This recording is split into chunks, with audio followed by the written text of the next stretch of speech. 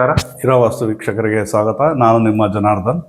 ಈ ದಿನದ ವಾಸ್ತು ಸಂಚಿಕೆಯಲ್ಲಿ ಅರಳಿಕಟ್ಟೆಯ ವಾಸ್ತುವಿನ ವಿಚಾರ ವಿವರಿಸಲಿಕ್ಕೆ ಬಯಸ್ತೇನೆ.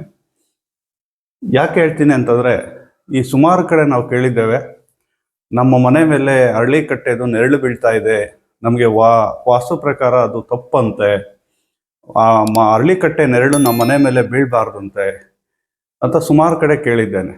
ಯಾಕಂದರೆ ಕೆಲವರೆಲ್ಲ ವಾಸ್ತು ಡೌಟ್ಸ್ಗೆ ಫೋನ್ ಮಾಡಿ ಕರೆಸ್ಕೊಂಡಾಗ ಕೆಲವು ಕಡೆ ಒಂದು ಕೇಳ್ತಾರೆ, ಸರ್ ನಮ್ಮ ಮನೆ ಮೇಲೆ ಅರಳಿಕಟ್ಟೆದು ನೆರಳು ಬೀಳ್ತಾ ಇದೆಯಂತೆ, ನೋಡಿ ಅಲ್ಲಿ ಅರಳಿಕಟ್ಟೆ ಇದೆ, ಅದರ ನೆರಳು ನಮ್ಮ ಮನೆ ಮೇಲೆ ಬೀಳ್ತಾ ಇದೆಯಂತೆ. ಆ ರೀತಿ ಅರಳಿಕಟ್ಟೆ ನೆರಳು ಮನೆ ಮೇಲೆ ಬೀಳೋದ್ರಿಂದ ನಮಗೆ ಏಳಿಗೆ ಆಗೋದಿಲ್ಲಂತೆ ಅಂತೇಳಿ ಸುಮಾರು ಕಡೆ ನಾನು ಆ ಕಂಪ್ಲೇಂಟ್ಸ್ ಕೇಳಿದ್ದೇನೆ. ಆದ್ದರಿಂದ ಅರಳಿಕಟ್ಟೆಯ ವಾಸ್ತು ವಿಚಾರನ ನಿಮಗೆ ವಿವರಿಸ್ಬೇಕು ಅಂತೇಳಿ ಈ ದಿನ ನಾನು ಅರಳಿಕಟ್ಟೆಯ ವಾಸ್ತು ವಿಚಾರನ ನಿಮ್ಮ ಮುಂದೆ ತರ್ತಾ ಇದ್ದೇನೆ. ಹಾಗಾಗಿ ಈ ವಿಡಿಯೋನ ಸಂಪೂರ್ಣವಾಗಿ ಕೊನೆವರೆಗೂ ನೋಡಿ, ಅದು ನಿಮಗೆ ತುಂಬ ಉಪಯುಕ್ತವಾಗುತ್ತೆ.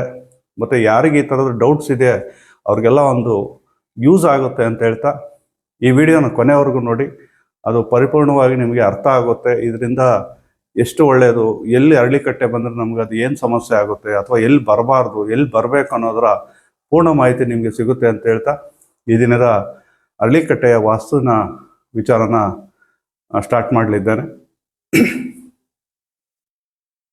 ನೋಡಿ, ಮೊದಲಿಗೆ ಅರಳಿಕಟ್ಟೆ ಅನ್ನೋದು ಅದು ಒಂದು ದೇವಾನುದೇವತೆಗಳು ವಾಸ ಮಾಡತಕ್ಕಂಥ ಒಂದು ಮರ ಮತ್ತು ಒಂದು ಕಟ್ಟೆ ಅಂತಲೂ ಹೇಳ್ತಾರೆ.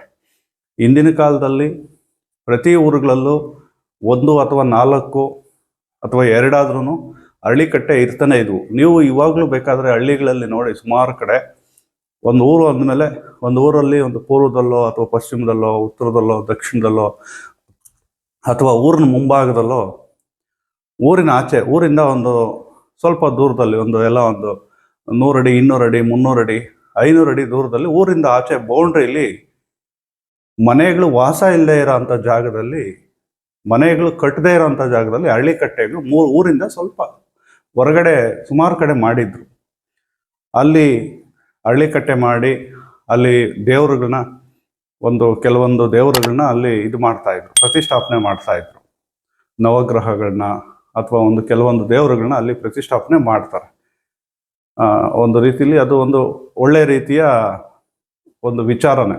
ಇಂದಿನ ಕಾಲದಲ್ಲಿ ಹಿರಿಯರು ಮಾಡಿರೋದು ತುಂಬ ಒಳ್ಳೆಯದೇ. ಅದನ್ನು ಇವತ್ತೂ ಏನಾದರೂ ಕೆಲವೊಂದು ಮದುವೆಗಳಾಗದೇ ಇರೋರಿಗೆ ಅಥವಾ ಕೆಲವೊಂದು ಸಮಸ್ಯೆಗಳಿರೋರಿಗೆ ಕೆಲವೊಂದು ರೆಮಿಡಿಯಾಗಿ ಕೆಲವೊಂದು ಶಾಸ್ತ್ರದಲ್ಲಿ ಇದೆ. ಅರಳಿಕಟ್ಟೆನ ಸುತ್ತಿಡಬೇಕು ಅನ್ನೋದು ಒಂದು ವಿಚಾರ ಇದೆ. ಅದು ಅರಳಿಕಟ್ಟೆ ಒಂದು ಆಕ್ಸಿಜನ್ ಪ್ಲಾಂಟು, ಒಂದು ಒಳ್ಳೆಯ ರೀತಿಯ ನಮಗೆ ಅದು ಅನುಕೂಲ ಕೊಡತಕ್ಕಂಥ ಆರೋಗ್ಯ.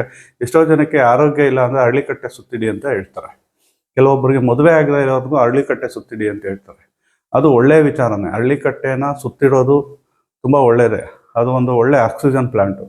ಊರುಗಳಲ್ಲಿ ಆಕ್ಸಿಜನ್ ಪ್ಲ್ಯಾಂಟ್ ಊರಿನ ಹತ್ರ ಇದ್ದಾಗ ಆ ಊರಿನಲ್ಲಿ ವಾಸ ಮಾಡೋರಿಗೆ ಅದು ಒಳ್ಳೆ ಗಾಳಿ ಬರಲಿ ಅನ್ನೋ ಉದ್ದೇಶದಿಂದ ಬೇವಿನ ಗಿಡ ಮತ್ತು ಅರಳಿ ಮರನ ನೆಟ್ಟು ಅದು ಸೆಂಟ್ರಲ್ ಅಷ್ಟು ದೇವರುಗಳನ್ನ ಪ್ರತಿಷ್ಠಾಪನೆ ಮಾಡಿ, ನವಗ್ರಹಗಳು ಕೆಲವು ದೇವರುಗಳನ್ನ ಪ್ರತಿಷ್ಠಾಪನೆ ಮಾಡಿ ಅದಕ್ಕೆ ಪೂಜೆ ಮಾಡೋದಕ್ಕೆ ಹೋದಾಗ, ಆ ಪೂಜೆ ಮಾಡೋಕ್ಕೆ ಹೋಗೋದ್ರಿಂದ ಆ ಜಾಗದಲ್ಲಿ ಒಂದು ಸ್ವಲ್ಪ ಹೊತ್ತು ಕಾಲ ಕಳೆಯೋದ್ರಿಂದ ಅದರಲ್ಲಿ ಒಳ್ಳೆಯ ವಾತಾವರಣ ಸಿಗುತ್ತೆ.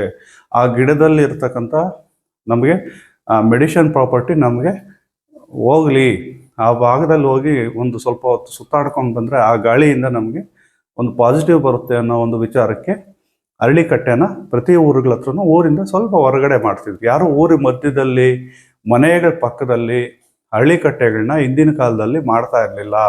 ಇದು ಬಹುಮುಖ್ಯವಾಗಿ ಗಮನದಲ್ಲಿ ಇಟ್ಕೊಬೇಕು. ಊರು ಒಳಗಡೆ ಆಗಲಿ ಮನೆಗಳ ಹತ್ರ ಆಗಲಿ ಅರಳಿಕಟ್ಟೆ ಮಾಡ್ತಾ ಇರಲಿಲ್ಲ. ಊರಿಂದ ಸ್ವಲ್ಪ ಹೊರಗಡೆನೆ ಮಾಡ್ತಾಯಿದ್ರು. ಅದು ಒಂದು ಒಳ್ಳೆಯ ವಿಚಾರ. ಊರು ಮುಂಭಾಗ್ಲ ಹತ್ರನೋ ಊರಿಂದ ಒಂದು ಸೈಡ್ಗೋ ಎಲ್ಲ ಮಾಡ್ತಾಯಿದ್ರು.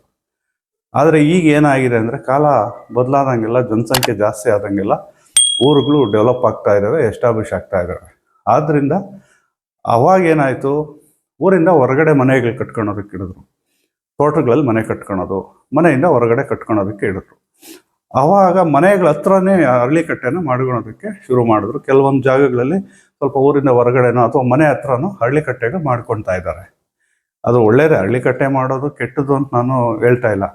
ಆದರೆ ಆ ಅರಳಿಕಟ್ಟೆ ಯಾವ ಭಾಗದಲ್ಲಿರಬೇಕು, ವಾಸ್ತು ಪ್ರಕಾರ ನಮಗೆ ಯಾವ ದಿಕ್ಕಲ್ಲಿದ್ದರೆ ಅದು ನಮಗೆ ಒಳ್ಳೆಯದು. ಹಳ್ಳಿಕಟ್ಟೆಯ ನೆರಳು ನಮ್ಮ ಮನೆ ಮೇಲೆ ಬೀಳೋದ್ರಿಂದ ನಮ್ಮ ಅಭಿವೃದ್ಧಿ ಕುಂಠಿತ ಆಗುತ್ತಾ ಅನ್ನೋದು ಇಂಪಾರ್ಟೆಂಟ್ ಆಗುತ್ತೆ. ಹಾಗಾಗಿ ಅದನ್ನು ಬೋರ್ಡ್ ಮೇಲೆ ಎಕ್ಸ್ಪ್ಲೈನ್ ಮಾಡ್ತಾ ನಿಮ್ಗೆ ಹೇಳ್ತೇನೆ. ಈಗ ಹೇಳಬೇಕು ಅಂದರೆ ಈಗಿನ ಕಾಲದಲ್ಲಿ ಹಳ್ಳಿಕಟ್ಟೆ ಮಾಡೋ ಅಂಥ ಸಂಪ್ರದಾಯದಲ್ಲಿ ಇರ್ತಕ್ಕಂಥವರೇ ಕಡಿಮೆ ಆಗಿಬಿಟ್ಟಿದ್ದಾರೆ. ಹಳ್ಳಿಕಟ್ಟೆನ ಮಾಡೋದು ತುಂಬ ಒಳ್ಳೆಯದು, ಆದರೆ ಊರಿಂದ ಸ್ವಲ್ಪ ಹೊರಗಡೆ ಮಾಡೋದು ತುಂಬ ಶ್ರೇಷ್ಠ. ಊರು ಒಳಗಡೆ ವಾಸದ ಮನೆಗಳ ಹತ್ರ ಹಳ್ಳಿಕಟ್ಟೆನ ಮಾಡಬಾರ್ದು. ವಾಸದ ಮನೆಗಳ ಆಜುಬಾಜಲ್ಲಿ ಹಳ್ಳಿಕಟ್ಟೆ ಮಾಡೋದು ಒಳ್ಳೆಯದಲ್ಲ. ಅದರಿಂದ ಕೆಲವೊಂದು ದೋಷಗಳು ಉಂಟಾಗುತ್ತೆ ಅಂತಲೂ ಹೇಳ್ಬೋದು. ಯಾಕಂದರೆ ಒಂದು ಮನೆ ಅಂದಾಗ ಆ ಮನೆಯಲ್ಲಿ ಒಳ್ಳೆಯದು ಇರುತ್ತೆ, ಕೆಟ್ಟದ್ದು ಇರುತ್ತೆ. ಹಾಗಾಗಿ ಅದನ್ನು ಊರಿಂದ ಸ್ವಲ್ಪ ಹೊರಗಡೆ ಮಾಡೋದು ತುಂಬ ಒಳ್ಳೆಯದು. ಯಾವತ್ತೂ ಅಷ್ಟೇ ಹಳ್ಳಿಕಟ್ಟೆ ಹತ್ರ ಹೋಗಿ ಕುತ್ಕೊಂಡು ಅಲ್ಲಿ ಟೈಮ್ ಪಾಸ್ ಮಾಡಿ ಬರೋದು, ಅಲ್ಲಿ ಒಂದು ಸ್ವಲ್ಪ ಹೊತ್ತು ಸುತ್ತಾಡಿ ಬರೋದು ತುಂಬ ಒಳ್ಳೆಯದೇ.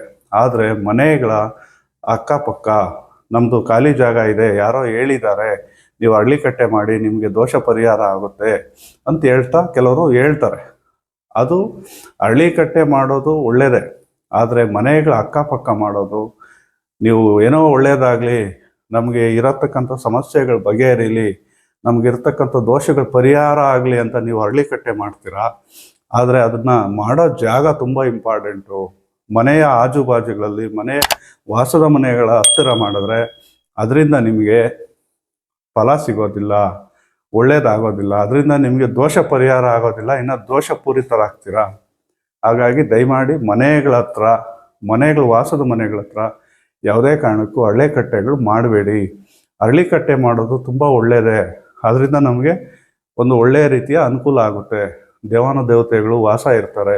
ವಿಷ್ಣುವಿನ ಸ್ವರೂಪ ಒಳ್ಳೆಯದು ಅಂತಲೇ, ಅದು ನಿಜಾನೇ, ಅದು ಒಳ್ಳೆಯದು ಅಂತಲೇ ಹೇಳ್ತಾರೆ. ಅದು ಶಾಸ್ತ್ರದಲ್ಲೂ ಇದೆ. ಆದರೆ ಹಳ್ಳಿಕಟ್ಟೆನ ಯಾವುದೇ ಕಾರಣಕ್ಕೂ ಮನೆಗಳ ಹತ್ರ, ಮನೆಗಳ ಆಜುಬಾಜಲ್ಲಿ ಮಾಡಬಾರ್ದು. ಏನಾಗುತ್ತೆ, ಹಳ್ಳಿಕಟ್ಟೆಗಳು ಮನೆ ಹತ್ರ ಮಾಡಿರೋದ್ರಿಂದ ಅದರಿಂದ ಏನು ನೆಗೆಟಿವ್ ಬರುತ್ತೆ, ಅದರ ನೆರಳು ಬಿಡೋದ್ರಿಂದನೇ ನಮ್ಗೆ ಅದು ಸಮಸ್ಯೆ ಆಗುತ್ತೆ ಅನ್ನೋದ್ರ ಬಗ್ಗೆನೂ ನಿಮಗೆ ವಿವರಿಸಲಿಕ್ಕೆ ಬಯಸ್ತೇನೆ. ನೋಡಿ, ಇದು ಪೂರ್ವ, ಪಶ್ಚಿಮ, ಉತ್ತರ, ದಕ್ಷಿಣ. ಸಪೋಸ್ ಯಾವುದೇ ರಸ್ತೆ ಆಗಲಿ, ದಕ್ಷಿಣದ ರಸ್ತೆ ಆಗಲಿ ಅಥವಾ ಪೂರ್ವದ ರಸ್ತೆ ಆಗಲಿ, ಪಶ್ಚಿಮದ ರಸ್ತೆ ಆಗಲಿ, ಉತ್ತರದ ರಸ್ತೆ ಆಗಲಿ, ಯಾವುದೇ ರಸ್ತೆ ಆಗಲಿ, ನೋಡಿ ಏನಾಗುತ್ತೆ ಅಂದರೆ, ನೀವು ಸಪೋಸ್ ಮಾಡಲೇಬೇಕು, ಮಾಡ್ತೀವಿ ಅಂತ ನಿಮ್ಮದೇ ಮನೆ ಹತ್ರ ಖಾಲಿ ಜಾಗ ಇರುತ್ತೆ. ಅವಾಗ ಏನು ಮಾಡ್ತೀರಾ, ಮಾಡ್ಲಿಕ್ಕೆ ಹೊರಡ್ತೀರಾ. ಅದನ್ನೇನಿದ್ರು ಊರಿಂದ ಹೊರಗಡೆ ಯಾವುದಾದ್ರೂ ಸರ್ಕಾರಿ ಜಾಗದಲ್ಲೋ ಅಥವಾ ಯಾವುದಾದ್ರೂ ನಿಮ್ಮದೇ ಒಂದು ಮನೆಯಿಂದ ಊರಿಂದ ಹೊರಗಡೆ ಇರೋಂಥ ಜಾಗಗಳಲ್ಲಿ ಸ್ವಲ್ಪ ಊರನ್ನ, ವಾಸದ ಮನೆಗಳಿಂದ ಸ್ವಲ್ಪ ಹೊರಗಡೆ ಮಾಡಿ, ತುಂಬ ಒಳ್ಳೆಯದು. ಊರನ್ನ ಹೊರಗಡೆ ಅಂದರೆ ಬಾರ್ಡ್ರಲ್ಲಿ ಮಾಡಬೇಕು. ಊರನ್ನ ಹೊರಗಡೆ ಮಾಡೋದ್ರಿಂದ ಅದು ಅನುಕೂಲ. ನೀವು ಏನು ಮಾಡ್ತೀರಾ, ಯಾರೋ ಹೇಳಿದ್ರು ಐನೋರು ನೀವು ಹಳ್ಳಿಕಟ್ಟೆ ಮಾಡಿ ನಿಮ್ಗೆ ಒಳ್ಳೆಯದು ಅಂತ ಹೇಳ್ತಾರೆ ಅಂಥೇಳಿ ನಿಮ್ಮದೇ ಖಾಲಿ ಜಾಗದಲ್ಲಿ ಮನೆ ಮುಂದೆಗಳಲ್ಲಿ ಮಾಡೋಕ್ಕೆ ಹೋಗ್ತೀರಾ. ನೋಡಿ, ಸಪೋಸ್ ಈಗ ಇದು ಉತ್ತರ, ಇದು 40, ಇದು 30 ಅಂದ್ಕೊಳ್ಳಿ. ಈಗ ಒಂದು 60ಕ್ಕೆ 80 ಎಷ್ಟೋ ಒಂದು ಖಾಲಿ ಜಾಗ ಇರುತ್ತೆ. ನೀವು ಇಲ್ಲಿ ವಾಸ ಇರ್ತೀರ, ಮನೆ ಮುಂದೆಗಡೆನೇ ಮಾಡಿಬಿಡೋಣ, ದಿನ ಬೆಳಗ್ಗೆ ಎದ್ದು ಪೂಜೆ ಮಾಡ್ಬೋದು, ಒಳ್ಳೆಯದು ಅಂತ ನೀವು ಭಾವಿಸ್ತೀರಾ. ನೀವು ಯಾರೋ ಐನೋರೇ ಹೇಳ್ತಾರೆ ಅಥವಾ ನೀವೇ ಮಾಡ್ತೀರಾ. ಮನೆ ಹತ್ರ, ಮನೆ ಮುಂದೆನೇ ಇದ್ಬಿಡ್ಲಿ ದೇವರು, ಎಲ್ಲೋ ಹೋಗೋದೇನು, ಎಲ್ಲೋ ಸುತ್ತಾಡೋದೇನು, ನಮ್ಮ ಮನೆ ಹತ್ರನೇ ಇದ್ಬಿಡ್ಲಿ, ನಾನೇ ಅಲ್ವಾ ಮಾಡಿಸ್ತಾ ಇರೋದು ಅಂತ ನೀವು ಮಾಡೋಕ್ಕೆ ಹೋಗ್ತೀರಾ. ದೋಷ ಪರಿಹಾರ ಆಗಲಿ ಅಂತ ನೀವು ಹೋಗ್ತೀರಾ. ಆದರೆ ದೋಷ ಪರಿಹಾರ ಆಗೋದಿಲ್ಲ, ದೋಷ ಪೂರಿತರಾಗ್ತೀರಾ.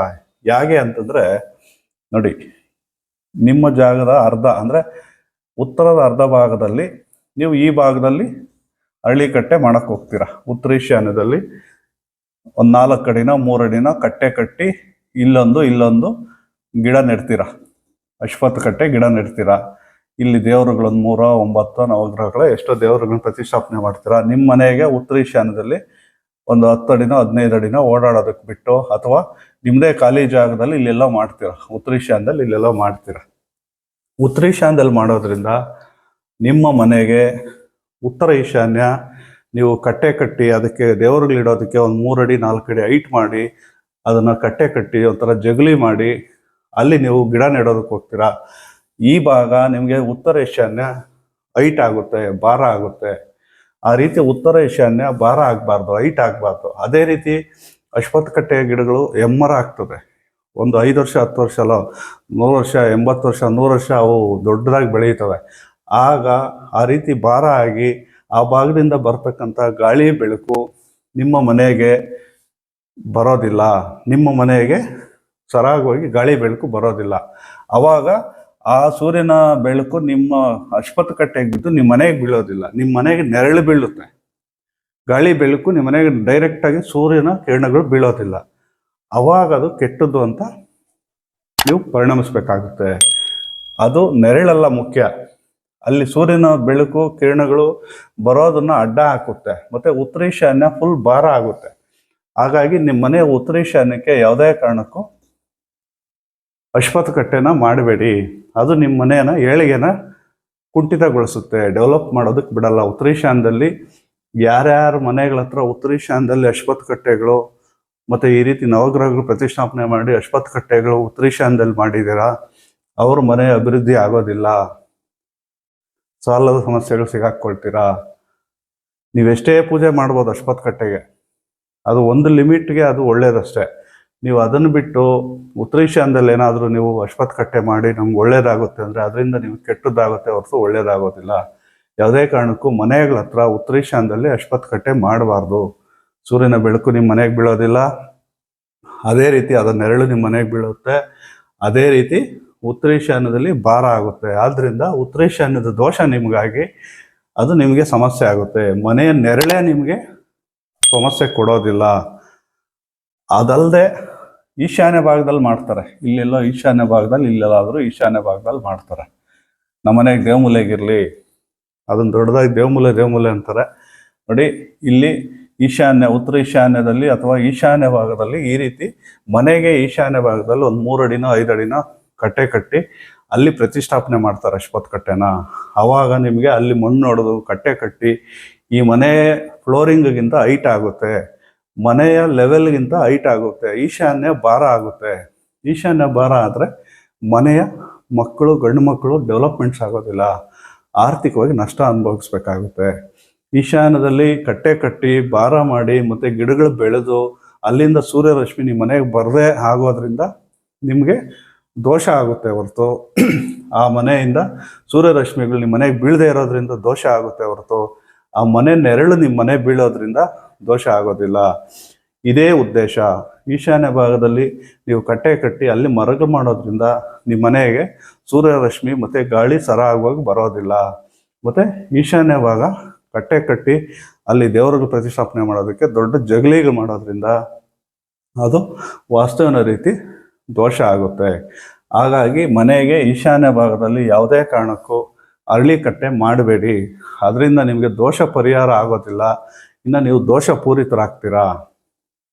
ಅದೇ ರೀತಿ ಪೂರ್ವ ಈಶಾನ್ಯದಲ್ಲೂ ಮಾಡಬೇಡಿ. ಏನು ನಾವು ಇಲ್ಲಿ ಇದೆ, ನಾವು ಅಲ್ಲೆಲ್ಲ ಮುಂದೆಗಡೆ ಮಾಡ್ತೀವಿ, ನಮ್ಮ ಮನೆಗೆ ಈಶಾನ್ಯದ ಪೂರ್ವ ಈಶಾನ್ಯ, ಉತ್ತರ ಈಶಾನ್ಯಕ್ಕೆ ನಮ್ಮದು ಖಾಲಿ ಇದೆ, ನಾವು ಈ ಗೇಟಲ್ಲಿ ಓಡಾಡ್ಕೊಳ್ತೀವಿ, ನಾವು ಇಲ್ಲಿ ಪೂರ್ವ ಈಶಾನ್ಯದಲ್ಲಿ ಮಾಡೋಣ ಅಂಥೇಳಿ.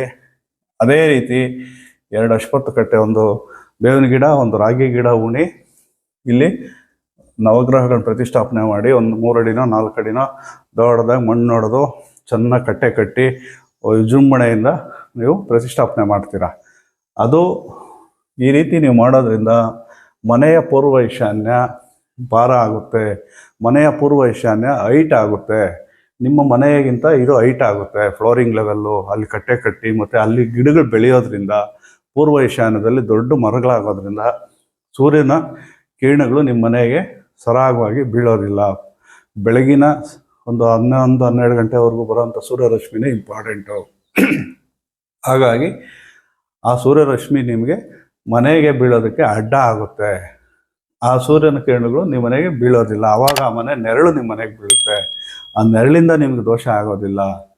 ಆ ಸೂರ್ಯನ ಕಿರಣಗಳು ನೇರವಾಗಿ ನಿಮ್ಮ ಮನೆಗೆ ಬೀಳದೆ ಈ ಭಾಗ ಎತ್ತರ ಆಗಿ ಈ ಭಾಗ ಭಾರ ಆಗಿ ಅದು ನಿಮಗೆ ಸಮಸ್ಯೆ ಆಗುತ್ತೆ. ಅದರಿಂದ ನೆರಳಿಂದ ನಿಮ್ಗೆ ಸಮಸ್ಯೆ ಆಗೋದಿಲ್ಲ. ಹಾಗಾಗಿ ಪೂರ್ವ ಈಶಾನ್ಯದಲ್ಲಿ ಮಾಡಬೇಡಿ. ಪೂರ್ವ ಈಶಾನ್ಯದಲ್ಲಿ ಮಾಡೋದ್ರಿಂದ ಮನೆಯ ಗಂಡು ಮಕ್ಕಳು ಡೆವಲಪ್ಮೆಂಟ್ಸ್ ಆಗೋದಿಲ್ಲ, ಒಂದು ಒಳ್ಳೆಯ ರೀತಿಯ ಎಜುಕೇಷನ್ ಆಗೋದಿಲ್ಲ, ಮನೆಯ ಗಂಡು ಮಕ್ಕಳಿಗೆ ಏಳಿಗೆ ಆಗೋದಿಲ್ಲ, ಒಳ್ಳೆಯ ರೀತಿಯ ಆಲೋಚನೆಗಳು, ಒಳ್ಳೆಯ ರೀತಿಯ ಮೂಮೆಂಟ್ ಸಿಗೋದಿಲ್ಲ, ಏನೇ ಮಾಡಿದ್ರೂ ನಿಮಗೆ ಕೈ ಅಂಟೋದಿಲ್ಲ. ಮತ್ತು ಈಶಾನ್ಯದಲ್ಲಿ ನಿಮಗೆ ಅಶ್ವತ್ಥ ಕಟ್ಟೆ ಪೂರ್ವ ಈಶಾನ್ಯದಲ್ಲಿ ಅಥವಾ ಉತ್ತರ ಈಶಾನ್ಯದಲ್ಲಿ ಅಶ್ವತ್ಥ ಕಟ್ಟೆ ಇದ್ದರೆ ಆಕ್ಸಿಡೆಂಟ್ಗಳಾಗೋದು, ಅಪಘಾತಗಳಾಗೋದು, ಮಾನಸಿಕವಾಗಿ ಕಿರಿಕಿರಿ ಟೆನ್ಷನ್ಸು ಇರ್ತವೆ. ಹಾಗಾಗಿ ಇದೇ ಉದ್ದೇಶ, ಸೈಂಟಿಫಿಕ್ ರೀಸನ್ನೇ ಇಷ್ಟು. ಅದನ್ನು ಬಿಟ್ಟು ನೀವು ಪೂರ್ವ ಆಗ್ನೇಯದಲ್ಲಿ ಮಾಡ್ಬೋದು. ನೀವು ಮಾಡೋದಾದರೆ ಪೂರ್ವ ಆಗ್ನೇಯದಲ್ಲಿ ಮಾಡಿ, ತೊಂದರೆ ಇಲ್ಲ. ಮತ್ತು ಇಲ್ಲಿ ದಕ್ಷಿಣ ಆಗ್ನೇಯದಲ್ಲಿ ಮಾಡಬೇಡಿ, ಇದು ಮಾಡಬಾರ್ದು. ಯಾಕಂದರೆ ಇಲ್ಲಿ ಅಕಸ್ಮಾತ್ ಈ ಕಡೆ ಯಾವುದು ರಸ್ತೆ ಇಲ್ಲದೆ ಇಲ್ಲೆಲ್ಲ ರಸ್ತೆ ಇದ್ದು ಇಲ್ಲಿ ಮಾಡೋದಾದರೆ ದಕ್ಷಿಣ ಆಗ್ನೇಯದಲ್ಲಿ ಗೇಟ್ ಇದ್ದರೆ ಅಥವಾ ಈ ಭಾಗದಲ್ಲಿ ಓಡಾಡಂಗಿದ್ರೆ ನೀವು ಹಿಂಗೆ ಬಂದು ಹಿಂಗೆ ಹೆಂಗೋ ನಡಿಗೆ ಮಾಡ್ತೀರಾ. ಈ ಗೇಟಿಂದ ಬಂದು ಹಿಂಗೆ ಪೂರ್ವ ಆಗ್ನೇಯಕ್ಕೆ ಹೋಗ್ತೀರಾ. ಅದೇ ರೀತಿ ಪೂರ್ವ ಈಶಾನ್ಯದಲ್ಲಿ ಹಿಂಗೆ ಬಂದು ರಸ್ತೆಗೆ ಬಂದು ಹೋಗೋದಕ್ಕಾಗೋದಿಲ್ಲ, ಅಥವಾ ನೇರವಾದ ನಡಿಗೆ ಸಿಗೋದಿಲ್ಲ. ಉತ್ತರ ಈಶಾನ್ಯದಲ್ಲೂ ಹಂಗೆ, ನೀವು ಹಿಂಗೆ ಬಂದು ನೇರವಾದ ನಡಿಗೆ ಸಿಗೋದಿಲ್ಲ. ಹಾಗಾಗಿ ನಡಿಗೆಗಳೆಲ್ಲ ರಾಂಗ್ ಆಗುತ್ತೆ. ಪೂರ್ವ ಆಗ್ನೇಯದಲ್ಲಿ ಮಾಡ್ಬೋದು. ಅದೇ ರೀತಿ ದಕ್ಷಿಣ ನೈಋತ್ಯದಲ್ಲಿ ಹೊರಗಡೆ ಮಾಡ್ಬೋದು, ಅದು ಏನು ಸಮಸ್ಯೆ ಆಗೋದಿಲ್ಲ. ಅದೇ ರೀತಿ ಪಶ್ಚಿಮ ನೈಋತ್ಯದಲ್ಲಿದ್ದರೂ ನಿಮಗೆ ಸಮಸ್ಯೆ ಆಗೋದಿಲ್ಲ. ಪಶ್ಚಿಮ ವಾಯುವ್ಯದಲ್ಲಿ ಇರಬಾರ್ದು, ಪಶ್ಚಿಮ ವಾಯುವ್ಯದಲ್ಲಿ ಅಶ್ವತ್ಥ ಕಟ್ಟೆ ಇರಬಾರ್ದು, ಇದು ರಾಂಗ್ ಆಗುತ್ತೆ. ಉತ್ತರ ವಾಯುವ್ಯದಲ್ಲಿದ್ದರೆ ತೊಂದರೆ ಇಲ್ಲ. ಉತ್ತರ ವಾಯುವ್ಯದಲ್ಲಿ ಅಶ್ವತ್ಥ ಕಟ್ಟೆ ಇರೋದ್ರಿಂದ ನಿಮಗೇನು ಸಮಸ್ಯೆ ಆಗೋದಿಲ್ಲ.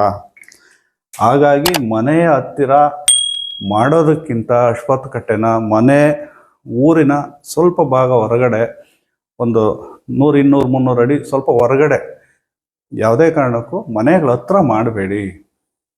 ಈ ರೀತಿ ಸಮಸ್ಯೆಗಳಾಗುತ್ತೆ. ದಕ್ಷಿಣದಲ್ಲಿ, ಪಶ್ಚಿಮದಲ್ಲಿ, ಉತ್ತರ ವಾಯುವ್ಯದಲ್ಲಿ, ಪೂರ್ವ ಆಗ್ನೇಯದಲ್ಲಿ ಬಂದರೆ ತೊಂದರೆ ಇಲ್ಲ. ಅದೇ ನೋಡಿ, ಈ ರೀತಿ ಬರೋದ್ರಿಂದ ಇನ್ಯಾರ್ದೋ ಇಲ್ಲಿ ಮನೆ ಇರುತ್ತೆ, ಅವ್ರಿಗೆ ಈಶಾನ್ಯ ಆಗುತ್ತೆ. ಇದು ನೋಡಿ, ಇಲ್ಲಿರೋ ಮನೆಗೆ, ನಿಮ್ಮ ಮನೆ ನೈಋತ್ಯಕ್ಕೆ ಇರೋ ಮನೆಗೆ ಇದು ಪೂರ್ವ ಆಗುತ್ತೆ, ಪೂರ್ವ ಈಶಾನ್ಯ ಆಗುತ್ತೆ. ನಿಮಗೆ ನೈಋತ್ಯ ಇರೋದು ಅವ್ರಿಗೆ ಈಶಾನ್ಯ ಆಗುತ್ತೆ. ಈ ಮನೆಯವ್ರಿಗೆ ಅದು ಏಳಿಗೆ ಆಗೋದಿಲ್ಲ. ಅದೇ ರೀತಿ ನೀವು ಇಲ್ಲಿ ಮಾಡ್ತೀರಾ ನೋಡಿ, ಇಲ್ಲಿರೋ ಮನೆಯವ್ರಿಗೆ ಏನು ಸಮಸ್ಯೆ ಆಗೋದಿಲ್ಲ, ಅಲ್ಲಿರೋ ಮನೆಯವ್ರಿಗೆ ಏನು ಸಮಸ್ಯೆ ಆಗೋದಿಲ್ಲ.